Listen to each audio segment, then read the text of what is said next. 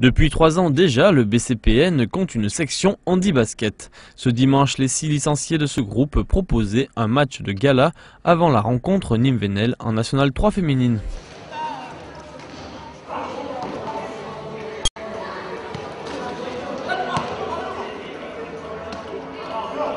Au niveau maniabilité du fauteuil, c'est ce qui est un petit peu plus dur.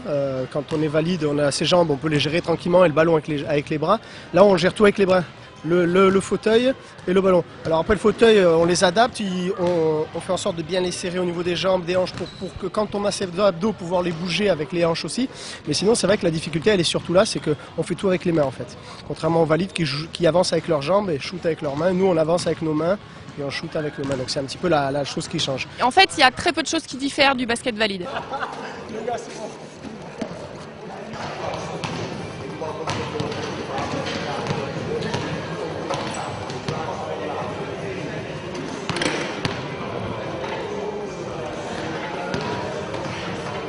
En handi, c'est pareil, les fauteuils, on est tout le temps en train de... De toute façon, sur le principe, si on arrête de bouger en fauteuil, le temps de repartir, on perd du temps. Donc il faut toujours être en train de bouger, toujours être en train de bouger.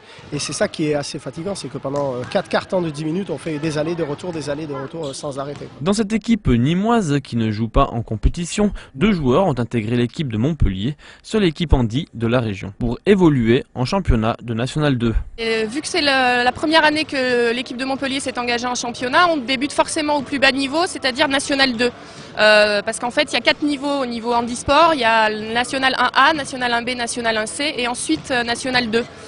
Qui est un peu plus regroupé par région, on va dire. Donc, mais ça reste quand même des déplacements assez importants parce que bon, nous on va sur Marseille, on va sur Lyon, on va sur la région PACA essentiellement. C'est vrai qu'en Languedoc-Roussillon, malheureusement, on est les seuls. Florence Doumèche est accompagnée par Ali Cherki en compétition. Ali, qui joue au basket depuis plus de 15 ans, ce dimanche au gymnase Camargue, montrait quelques beaux gestes.